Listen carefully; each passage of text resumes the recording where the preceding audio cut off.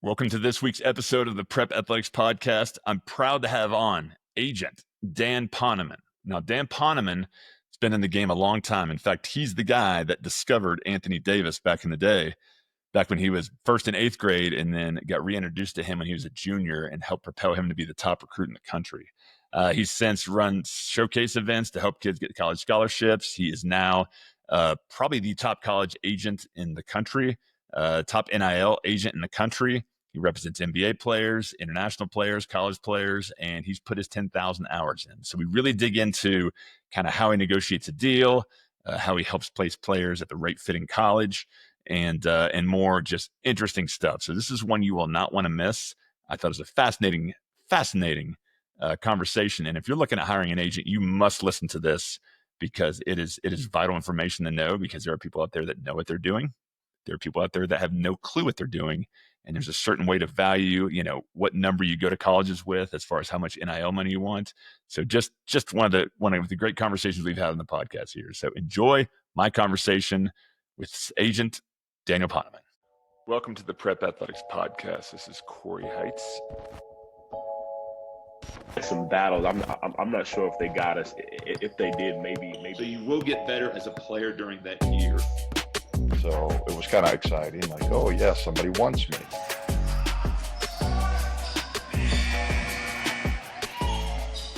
Dan, welcome to the podcast. Thank you, Corey. It's excited to be here. Yeah, so tell me where you grew up and what got you into the sport of basketball. Oh, wow. Well, that's a whole 45-minute origin story in itself. Well, so I grew up in Chicago suburbs in Evanston. Grew up right by Northwestern. So I was lucky that my era of Chicago basketball was actually before like prep schools really became the center of the high school basketball universe. It's when everyone kind of stayed at their local high schools, right? So when I grew up just in the north suburbs of Chicago, there were a ton of Division I players. And then in the city, we had guys like Anthony Davis, Derrick Rose, Sharon Collins. In the suburbs by me, John Shire, who's now a coach at Duke. These are all guys who grew up in my era. And I played basketball. I was good enough to be on the team, but not good enough to be a future Division I prospect. But I was always obsessed with like the game outside the game. Like I loved going to AAU tournaments, and while I was inevitably sitting on the bench and not getting in the game, seeing, who the best players from other towns were and who was, the guys with big reputations who'd go and see and who were getting recruited. And when I was a freshman in high school, it was pre-social media. Facebook had just come out. And it was back before adults were even allowed on Facebook. And I discovered a website that ranked high school basketball players. And I was a freshman, and I saw a ranking of the top 20 freshmen in the state. And I couldn't believe that the website run by adults cared about the things we were arguing about in the gym, who was better than who. And I just became obsessed with going on message boards and eventually created my own blog with my own rankings of the best players in the state. And that was fall of 2005. So we're going on 20 years now since my first high school basketball website that I started. And that was the origins of my career. Tell me, but let's talk about two things there. One, those players, Anthony Davis, Derrick Rose, John Shire, if they're playing in 2025, probably none of them are staying at their high schools, right? Yeah. Well, I mean, it's interesting because, again, like I can't think of one player from my era who left to go to a prep school during high school. There was a couple guys who didn't get a Division I offer senior year, went to an East Coast prep school for their post-grad year. But every single good player, I mean, during my era, so many things have changed since my era in Illinois. The first ranked player in the state through like the 15th would be high major. 16 through 45 would be Division I. And you'd have 100 guys going D1 or D2 or, high level JUCO, high level D3. Like we had, everyone stayed, and the competition was insane. You'd be I remember going to the Proviso West Holiday Tournament, and you had St. Joe's, who had, which is a school Hoop Dreams was about. You had Evan Turner going to Ohio State. You had Demetri McCamey going to Illinois. You had Diamond Stone going to Wisconsin, going against Proviso East in the championship, who had Jacob Pullen, who ended up at Kansas State. We'd have these crazy city matchups. Patrick Beverly emerged senior year. He was like not ranked high, and he blows up and ends up at Arkansas. And you don't see that as much anymore. You look at Illinois now, and freshman or sophomore, you had top ranked players are going either to an East Coast prep school, or they're going to a Montverde or SoCal Academy, or school on the grind session. They're getting recruited early to go to these powerhouse prep schools, which I think you could say, particularly for kids within Chicago in the city environment where maybe the education isn't as good, there's dangerous elements. It can be good to get out of that environment and like focus on basketball school, but it's certainly not great for the city basketball culture. The city championship ain't what it used to be. Same's happening in Boston too, in New York City, right? Like those kids are getting scooped up. And it's, do you want to play for your local high school team? Sure, right? But then sometimes the opportunity exposure is so much greater at these prep schools, like it's almost hard to turn down as well, right? So I get both sides of this, Dan. But let me ask you this. So you got a lot of families out there that get obsessed with rankings, right? And this has been happening since I played in high school back in the 90s. And you're someone that actually put those rankings together. What was your criteria, and who was number 1, who was number 15, and like how you rank those? Because, someone might say, hey, I'm number 60, but I outplayed the number 3 guy. Shouldn't I be number 2? Give me your justification on how you figured those out back in the day. Well, first I'll give you an explanation on rankings, and then I'll give you an explanation on why rankings don't actually matter at all. Love it. As far as rankings, the way when I was in high school ranking players, I was a freshman, sophomore, junior in high school ranking the top 100 players in the state in every class. There's no way I could see all those players. I could see some of them, but there's other factors I played into, and some of it was talking to other players, right? Because you have scouts watching for 10 minutes taking notes, but you have players on their team, on other teams who played against them, played with them. I would talk to dudes my age, be like, yo, is this guy really that good? Like, nah, he's soft. Like, is he that good? Yeah, like we fear him on the court. I would talk to other players to understand who was really feared, who was really respected, who was overrated, right? Then I would talk to college coaches who watch guys and get their evaluations, talk to other coaches. So I would get, I recognized that I had a good eye, but there were other people who had a good eye. And I would talk to people I trusted to bring those opinions together to formulate an opinion. Sometimes rankings were impacted by who are you being recruited by and are those offers real? But sometimes I would just go in and watch and just trust my eye. Like I remember when I first started ranking players, I walked in a gym and I saw a kid named Brandon Paul, who was ranked like 45th on the other websites. And he was just athletic. He had hit a growth spurt. He was cooking everybody. And I put him like 7th in the state. Then Illinois came and watched him. He gets offered. And next thing you know, he's number 2 in the state. And I built a reputation for myself by trusting my gut. Like a lot of people in rankings will move people up incrementally and be afraid to like stamp it and have a real strong opinion. And I always wasn't afraid to have strong opinions. And usually I was right. It's not rocket science. It's figuring out who's good at basketball. It's figuring out who's can jump high, compete hard, score baskets, defend. My most famous ranking story was, I found Anthony Davis when he was in 8th grade, and he was like a 6-foot guard, and I ranked him the 35th best 8th grader in the state. And then, kind of almost forgot about him, because he went to a small school. And then his junior year, I got a tip. Hey, there's this kid who's 6'7", 6'8". He's growing. You got to come check it out. And I come watch him in an AAU tournament. And it's the same kid, Anthony, that I had ranked in 8th grade. At the time, his only offer was Cleveland State. He had no other scholarship offers. And I watched him dominate this AAU tournament. And I remember talking to someone else from a different website who ranked players. And he's like, hey, that kid Anthony might be one of the 10 best players in the state. And I'm like, are you crazy? He's the best player I've ever seen. The best player in the gym, the best player in the country. Watch this guy. And he's like, hold your horses. Like, we just found him. Look what he's doing. Take it out of context of where he was and what the rankings. Just watch what we're watching today. That's the best high school player I've ever seen. And sure enough, I was right. A month later, he was the number 1 player in the country. But the other thing I'll say about rankings is I have parents of high school underclassmen ask me all the time, how do I get more exposure? How do I get ranked? And it almost annoys me because I'm like, you don't. It doesn't matter. You get better. There's college coaches, scouts like me, people who run websites. There's a whole economy around discovering who's good. So don't focus on getting discovered. Focus on being good. Focus on improving. Like if all the energy you waste on exposure, if you spend that on improvement, we will find you. There's too much money and jobs on the line centered around finding the best players for you not to get discovered. I find players I have clients from Iran, Egypt, Lebanon, Bahrain. We find you. if you're good enough. So get good enough. If you're not ranked, if you're not getting the exposure by the time you're a senior or you go to prep school, it's because you're not good enough. So get better. Focus on improvement. Focus on development. It's like anything else in life. You can market yourself all you want, but if there's not real substance behind the marketing, you're marketing a fake product. But if there's substance, it's like one of my favorite philosophers, Naval, talks about the best marketing is a good product.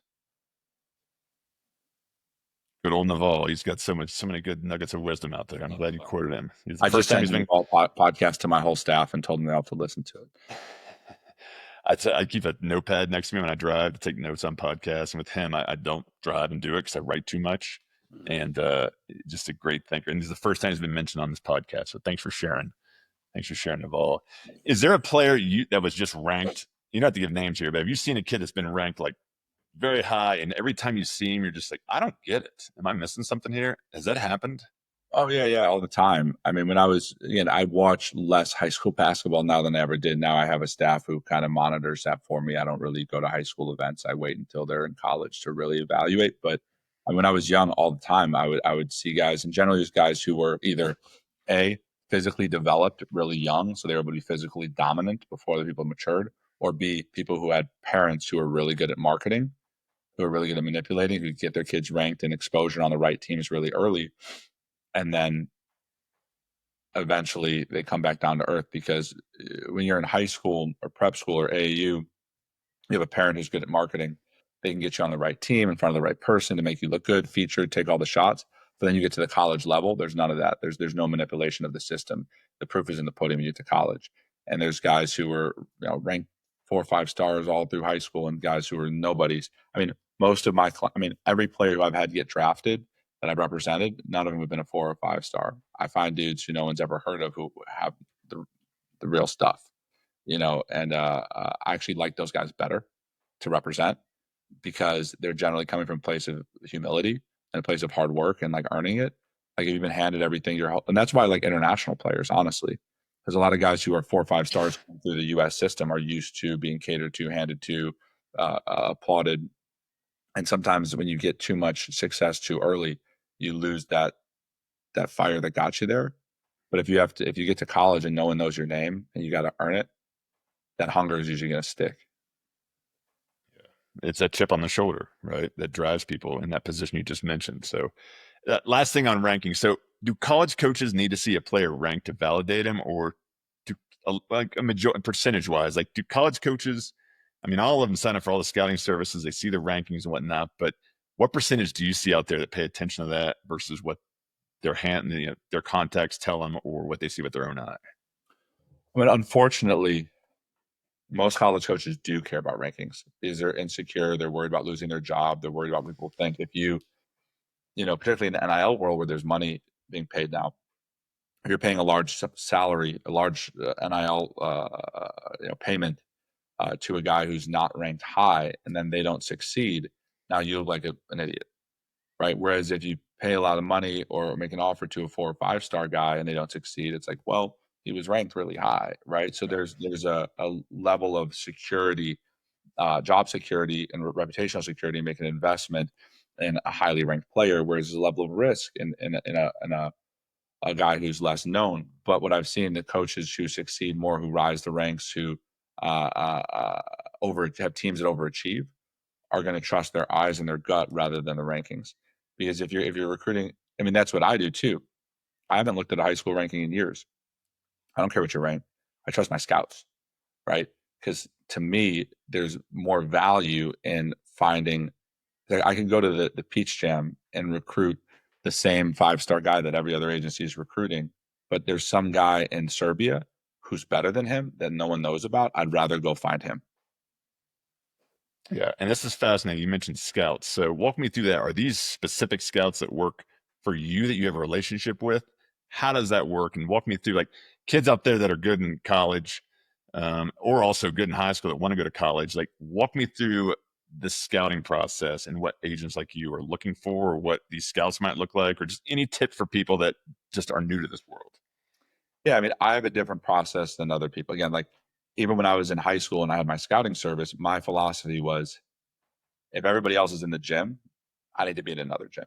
That's how I found Anthony Davis, right? If I'm at the Peach Jam or I'm at the grind session or whatever, the section 7, whatever the big thing is, every scout's there. So I'm not going to find anything new. Everyone's seeing the same guys. I don't need a scout to call me like, hey, you know who's really good? This kid who's ranked, 19th in the country. Yeah, everyone knows. Yeah. Cool.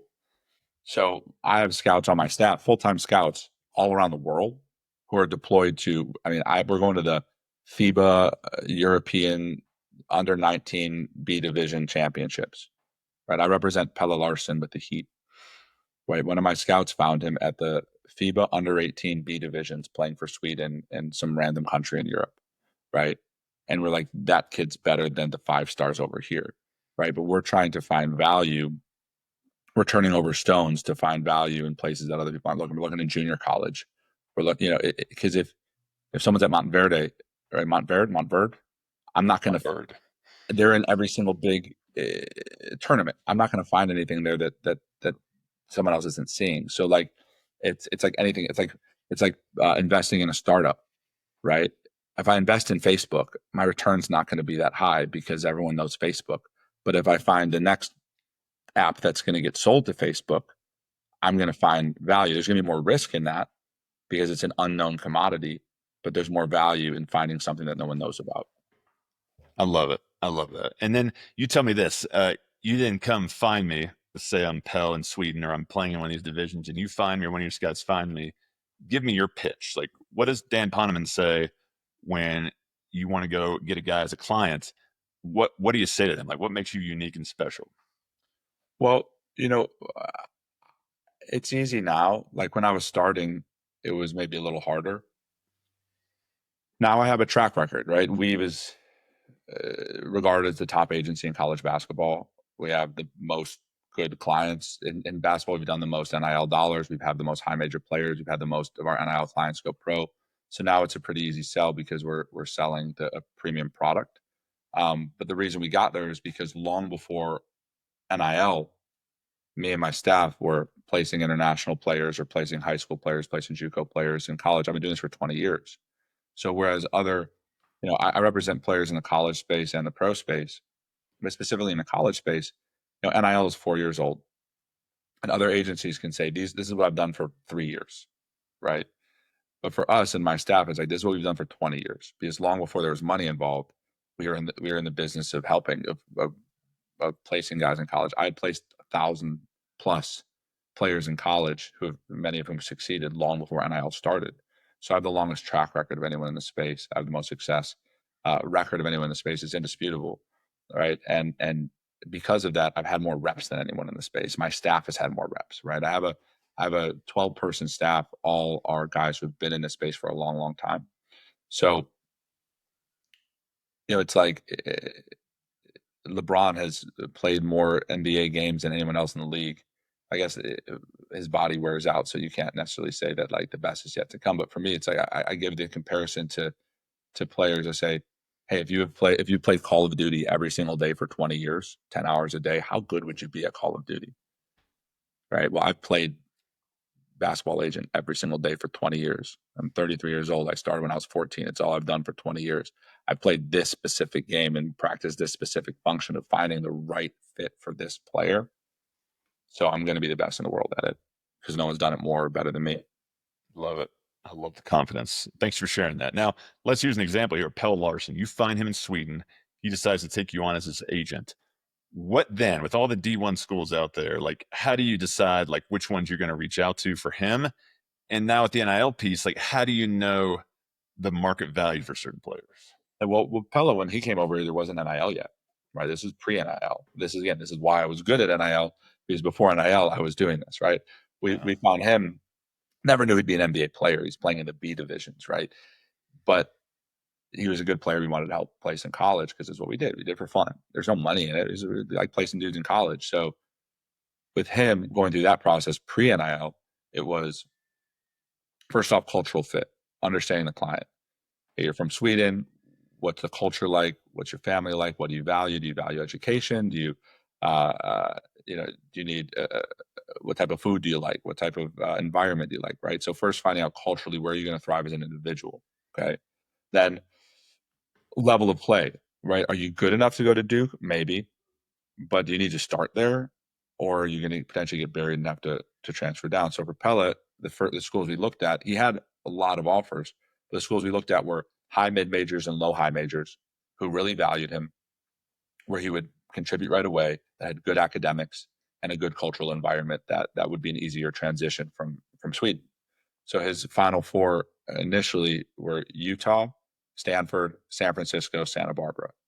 Funny, the coach at San Francisco then was Todd Golden, who's now just won the championship in Florida, right?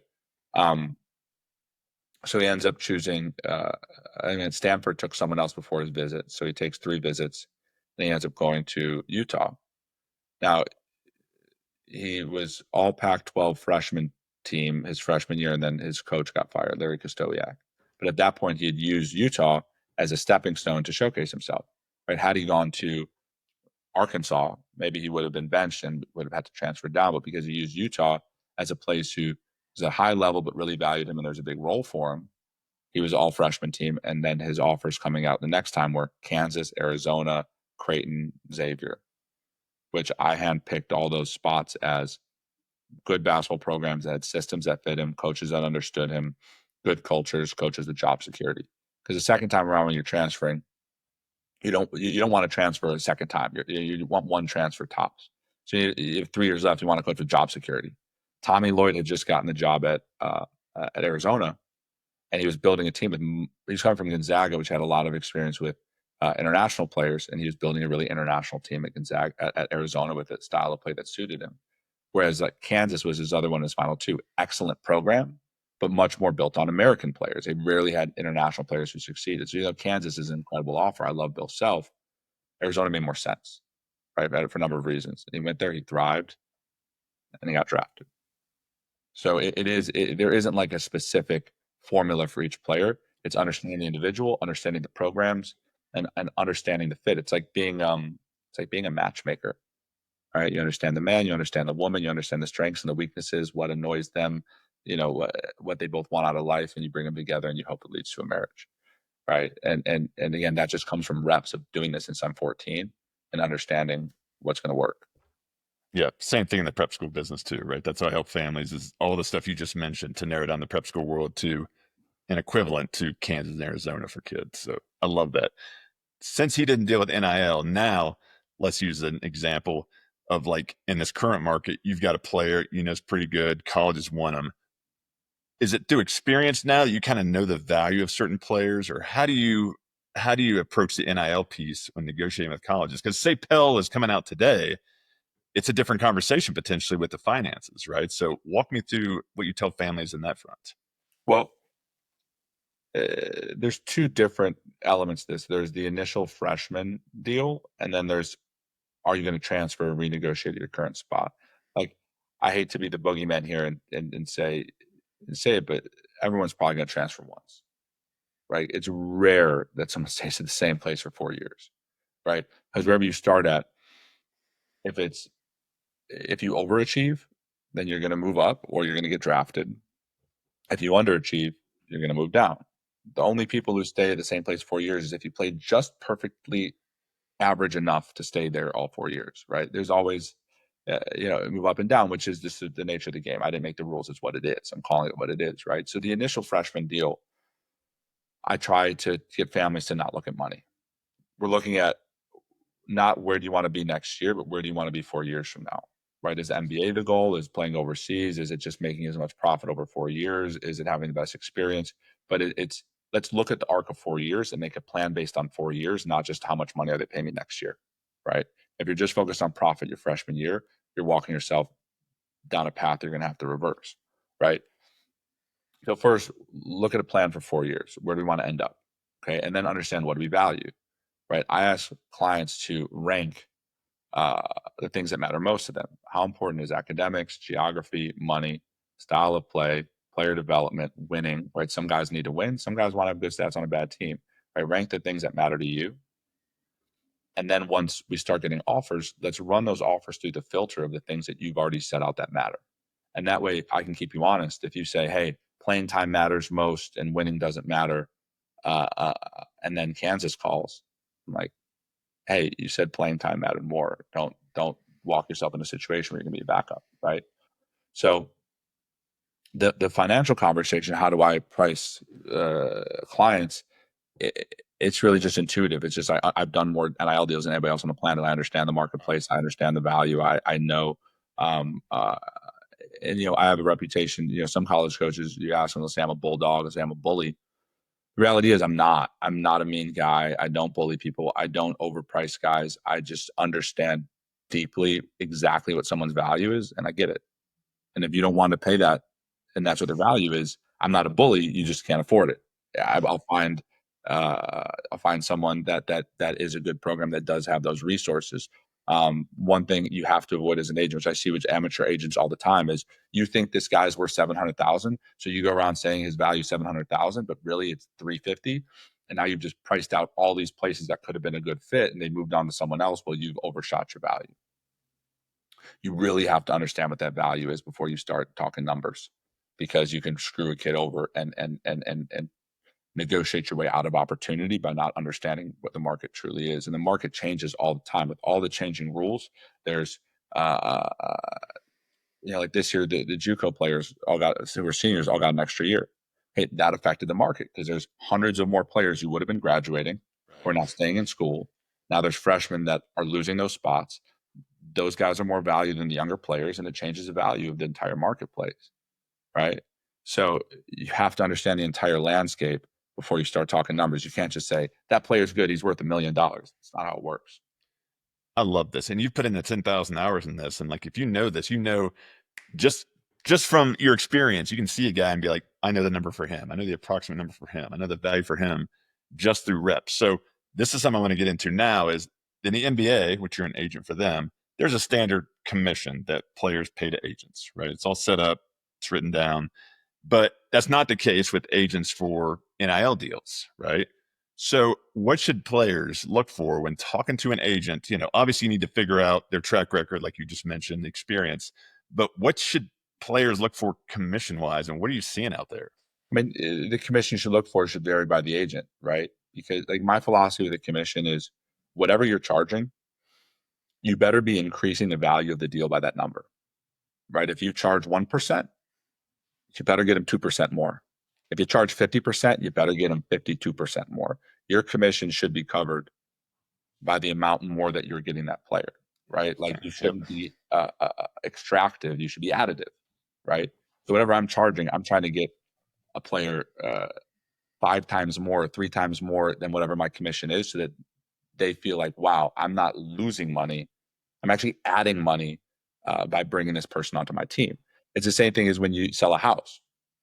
You pay 6% to the agent. Well, if they can sell your house for 15% more, great. But if you're paying them 6% and they're getting you the same price, you just lost 6%, right? So when evaluating an agent, different agents, I mean, there's some agents who could lose you money because they don't know what they're doing, right? So it's really hard to say what percentage should you look for, because there's such a varied landscape of good and bad agents. Like there are a few agents in this space that I could be like, those dudes are killers. Like I like that guy. We compete day in and day out, and I have respect for my contemporaries. And there's some guys that are grifters and are hucksters, and just like the comparison I made recently is like there's some people like me and my contemporaries who have been through medical school and we're performing career surgery, and we can charge a premium because we're going to make sure you get out of there alive. And there's some people who watched ER on TV and we're like, oh, I can pick up a scalpel and do this, and they're gonna cut your ACL and you're gonna be cooked. So just make sure you're whatever they're charging, just make sure you're hiring a professional who's been doing this a long time and knows what they're doing, who has the experience, who has a track record, who has the referrals, and make sure that you're putting your career in good hands. I love that. Where do you see the NIL space in 5 years? Well, it's funny we call it NIL. It's kind of like tissues. We call them all Kleenex. It's like a brand name now, right? Because it started as NIL, but now it's shifting towards pay for play, right? Where do I see the college basketball? And it's funny, they call me an NIL agent. I'm a basketball agent, right? I represent basketball players, whether they're in college, they're pro, they're overseas, they're NBA. I represent basketball players, okay? Where's the college basketball landscape going to be in 5 years? A little more stable, hopefully, right? I think the dollars will keep going up. I think there's an appetite for, obviously people love college basketball. They watch the NCAA tournament. It's one of the most watched sporting events in the world every year. There's an appetite for it. Women's basketball is getting more popular. College football is a phenomenon. It's people aren't losing interest in college sports because of the money. Like, what I would say is, why do people care more about college sports than pro sports? Because I didn't attend the Chicago Bulls, right? If the Chicago Bulls beat the Indiana Pacers, that isn't a reflection of my own identity because I did not attend that team. But if I went to Illinois and they beat Indiana, then I'm better than you that week, right? And people have a lot of emotional identity tied up in college sports. So that fandom, that craziness isn't going away, right? And it's just about how does the market stabilize? How do we make it so there are more guardrails and ground rules? And it's challenging because in the NBA, we have the league, and we have the Players Association, and they collectively bargain. They work together to find what's fair. And then NCAA, the players aren't employees. There is no union. There is no Players Association. So the NCAA can't be the jury, judge, and executioner. So now they're going to U.S. courts to litigate different things, and it's challenging to create guardrails because the NCAA's job is to look out for the institutions, and that sometimes conflicts with what's best for the players. So I don't really know how this stabilizes or how those guardrails get put in place. But hopefully 5 years from now, the money is the same, the fandom is the same, the frenzy for watching the games is the same, but there's just more stability in the marketplace. Gotcha. Now you run the Undiscovered Showcase, and you've been doing that for a little while now. Tell us about that and why you started it. Yeah, so I started the Undiscovered Showcase. So the Undiscovered Showcase, I'll tell you what it is and then how I started it. It is a annual camp in Chicago for every senior in high school who's finished their senior season and doesn't have a college to go to. So I bring in 150 to 250, up to 300 high school seniors from Chicago and some outside of Chicago who are in April of their senior year, have finished their year and don't have a college to go to. And then I bring in junior colleges, Division IIs, Division IIIs, NAIs, all non-D1 schools. It's not a live period event. And essentially a matchmaking event to help players find schools and schools find players. So of that 200 players in a given year, they played scrimmages in front of the coaches. We'll get 50 plus kids scholarships to go to college for free.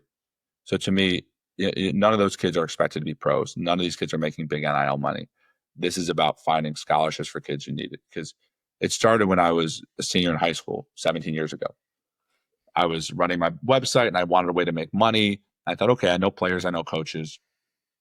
What if I charged $75 for the players and $50 for the coaches, and I got 100 players and 50 coaches? In the camp, I can make some money, right? I was 18 years old, wanted to make some cash. And then I found all the good players I was inviting didn't have them $75. They didn't have a ride to the event. So I would say, okay, you could play for free. You could play. Okay, you don't have to pay. You have to pay. So I run this great event, and I have all these coaches and players, and I lost $2,000. And I was like, okay, well, I lost money, but I helped 25 kids get scholarships, and these scholarships worth $100,000. Mm-hmm. I just did $2.5 million in scholarships, but I paid $2,000 for it. Okay, how do I do this in a way that's more sustainable? So I turned it into a nonprofit. Every year I raise money. I have wonderful donors, and I've never had like a big title sponsor. It's always just like local donors, $500 here, $1,000 here, $2,000 here to put the money together. And now for 17 straight years, we get them jerseys, we pay for food, we have educational programming, we have NBA players come and speak, doing beautiful gyms across Chicago. And every year it's a tradition. We get the best. Like there's some coaches who have come 17 straight years, and they know I can come with 5 open roster spots in my JUCO. There's going to be 200 of the best kids in Chicago, and I can go offer 20 of them, and I'm going to fill up my roster, right? And it's just a way of helping guys get to school. And none of these guys are likely to be pros. We've had a couple guys end up overseas after, JUCO, transfer D1. But this is about getting guys into college, getting guys graduated. And then what's cool about like this year's showcase, there was a handful of coaches there recruiting for colleges who had played in the showcase, gotten a scholarship, graduated college, gone back, started coaching. Now they're college coaches, and now they're recruiting more kids from the showcase. So it's creating positive ecosystem of reinvestment, right? We've also brought Undiscovered. So, I mean, in 17 years, we've probably gotten 700 kid scholarships. It's awesome. Probably 100 million plus in scholarships. And kids never had to pay $1. Okay. Now we've also started to bring that show on the road. We did Undiscovered England this year. Did in London. We're doing Undiscovered Ireland this year. We've done Undiscovered Tanzania. We've done it in Trinidad. So now we're bringing the show on the road and bringing it to different countries, which is the same concept. Hey, anybody who wants to play college ball, who isn't signed, hasn't gotten exposure, isn't with a big club, come out to our tryout. And if you're good, we'll find you a spot. I love that. And I can see just you telling this how fulfilling that is for you. Yeah, it's dope. And we started doing this before NIL. We did a camp in Tanzania 7 years ago. And there's one kid in the camp, Atiki, who, there's no NIL. We're not thinking there's any profitability. It's just like a 6'7" skinny kid from the village in Tanzania. And we thought he was good. We got him a prep school scholarship in Canada. And then he went to BYU, and then he just graduated from New Mexico. He's married. His wife is pregnant with his first child. He got his degree from New Mexico, and he actually made a great amount of NIL money because NIL came about while he was in college, and now he'll play pro next year and probably in Spain or France. And that's actually the first client I represent from one of our camps. That's awesome. It came full circle. All right, tell us about slam dunk champion Mack McClung, like special kid, viral sensation. Tell us a little bit more behind the scenes about Mack. Oh, Max, he's awesome. He's a superstar. It's been a really fun ride. When I left my last company before I started Weave, I left a big agency to start off on my own, and Mack was one of the few clients that rode with me to my new venture and bet on me. And he was an unknown, not unknown, but he was a G League guy, and I just left my last company and I was starting from scratch again, and I got the call one day from Mack, I think it was first from the NBA Players Association of the league, and then Mack, and they're like, "Hey, would Mack compete in the dunk contest?" I'm like, "He's in the G League. I thought you'd be in the NBA." Like, okay, we're gonna make this exception for him. So 3 months after leaving my last company and starting over on this new venture, here I am sitting courtside, watching one of my best friends win the slam dunk contest, and Mack is a person who consistently bet on himself and was really deep in his self-belief, and as was I. Mack, the year before he won that dunk contest, that first dunk contest, he had an offer in China for $1.4 million. And he turned it down to play in the G League.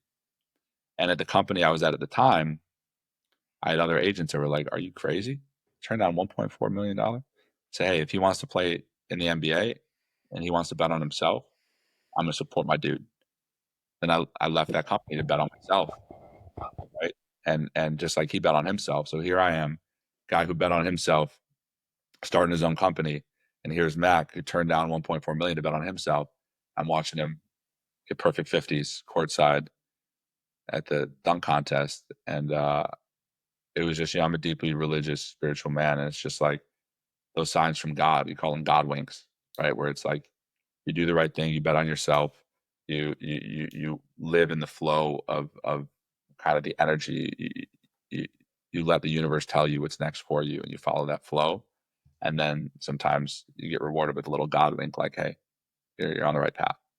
And I appreciate Mack for all he's done for my story.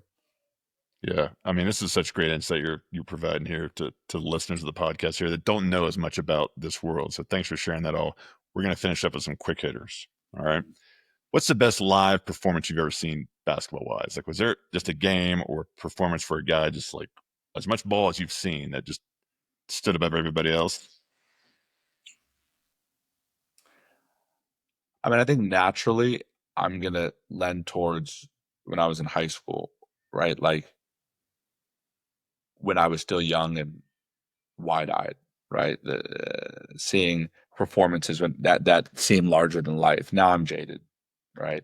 But I remember my sophomore year of high school, the first time I saw Derrick Rose live, and it was at Chicago State. He was playing in a Chicago public school tournament. I had heard about this guy. I'd never seen him. I remember watching one play where there's a fast break for the other team, and he thought he had a wide open layup, and Derrick was at the other rim, and he, in 3 steps, coasted across the floor and pinned the layup on the glass like a Spider-Man or something. And I was like, where'd this guy come from? He's incredible. And watching him dominate that game without ever like really changing gears. He always played with this pace of like a cat, like this slowness and coolness, but he would attack when he needed to. It was just, it never got sped up. It was unbelievable. And then a few years later, there's a high school player named Jeremy Richmond, who is a player of the year, McDonald's All-American, went to Illinois, played at Waukegan High School, another local school. And I remember that dude would just block a shot, catch the block, lead the break, dunk, block a shot, catch a block, lead the break, assist. And just watching a player dominate on both ends. And like, that's some of the magic of non-prep school, local high school, is just seeing this dude with the packed gym of all the fans just going crazy for the local kid, just dominating the school next door. Those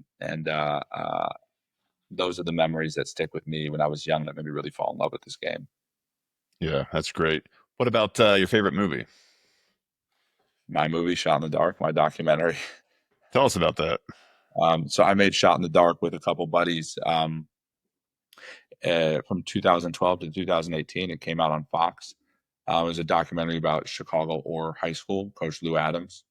We followed a high school basketball team in Chicago for sophomore through senior year for those guys and through college, and just kind of told the story of Chicago and the climate at the time and basketball and in the city itself through the eyes of two young players, Taekwon Greer and Marquise Pryor. It's a passion project for me and my friends. We ended up getting Chance the Rapper and Dwayne Wade as executive producers, and making that movie was transformative for me. And it also, to me, making that movie showed me and showed others, it's like you don't have to put yourself in a box. Like for me, I was known as a basketball scout. Then I took 3 years off to make a movie, and people thought I was crazy. Like, this universe is abundant. We're all creative vessels for the universal energy that wants to flow through us. You don't have to confine yourself into saying I'm this or I'm that. Like, I was a scout, now I'm an agent. I make movies, I make shows, I sing songs, and I dance, I meditate, I do yoga, I teach and I learn. And you don't have to put yourself in a box of like, this is what I am.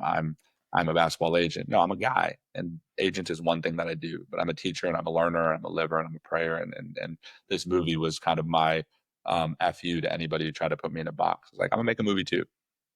I'm gonna do something else that surprises you. And it's not about me, it's about God. It's that I can't be contained. It's that I'm a vessel, and creative energy flows through me. And I'll never stop letting that happen. What are your hobbies when you're not doing this? I love to read. I'm a voracious reader. If I had all the time in the world, I'd read 3 hours a day. I can't read enough. It's like I saw a meme the other day that was like, we don't appreciate enough that we have strips of tree with ink on it, and it makes you hallucinate and go to different worlds. You just read the pages and stories come alive. I love reading. I love music. I travel to Costa Rica twice a year. I'm very deep in my Jewish practice, my spirituality. I do yoga. I meditate. I go for walks. I appreciate plants. I'm kind of a hippie dippy dude, and it's kind of counter to what you would think an agent would be. But I actually think my spiritual practice helps me be a better agent, because ultimately, as an agent, you're not just helping players get paid. You're a guide for a career and a life, not just helping a guy. If you're just helping a guy get paid, you're just picking what number is higher than the other number, which is easy to do. But if you're actually going to help someone guide someone's life and career, you have to understand what they want out of life and what their purpose is, and help them find that purpose. So the spiritual work I do and the religious work I do and the reading I do and the meditating I do helps me be a better agent, a better guide, and understanding the levity and the responsibility of I'm not just helping someone get paid, I'm helping them figure out their life path, and I'm a guide for them. And that's really what my life is playing the basketball agent game and listening to God and hearing him tell me what to do next. All right, last question. If everything goes as planned, and obviously you being a spiritual guy, I know you probably take things one day at a time, but if things work out exactly the way you want to, what does your life look like in 10 years?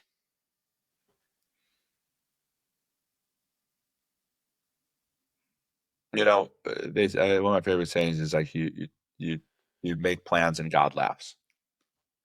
right? You don't know. Uh-huh. I didn't know I would be here. Nothing I've done has been planned. It's all been, I mean, even when I left my last company, I had a plan to have a small little agency and have 10 clients and have a quiet life. And next thing you know, we're the biggest thing in college basketball. I didn't plan any of that. I just kind of like let the energy flow through me. So I hope that in 10 years, Weave is thriving and helping tons of players all over the world, not just NBA guys, not just college guys, but I want to grow Undiscovered and grow Weave to a full ecosystem of helping as many people as possible. And hopefully I'm working a little less hard. I work extremely hard. It's a labor of love, but I hope in 10 years I can have a family. And right now I work so hard. My players are my family. My employees, my teammates are my family. So hopefully in 10 years I have some young kids. I've got a wife. I have a little more free time, and Weave is thriving, but I don't need to be as hands on the controller as I am now. And hopefully I'm writing some books. Hopefully I'm leading some retreats, and just kind of like I've been on an interesting path, and I've learned a lot, and I'm still learning and learning. And hopefully at a certain point that learning shifts to teaching. Love it. Is there anything you want to discuss or talk about here before we end that we didn't get to? No, I think we're good. All Thank right. you to my whole staff and my team, and all of our clients, and all the great people in my life on this path who have made it all possible. And thank you to you, Corey. Yeah. Well, Dan, thanks for coming on. Dan Poneman, head of Weave Agency, basketball agent for college players, international and professional. And thanks for joining us again on the Prep Athletics podcast. And if you enjoyed this, be sure to subscribe on all the major podcasting platforms. Follow us on YouTube, where we have bonus content that comes out all the time. If you got any questions on prep school basketball, go to prepathletics.com. I reach out, or I get back to everybody that reaches out. No stone goes unturned. I'm here to be an advocate for this world, and sign up for the newsletter. Thanks so much for tuning in. We'll talk to you next time. Take care.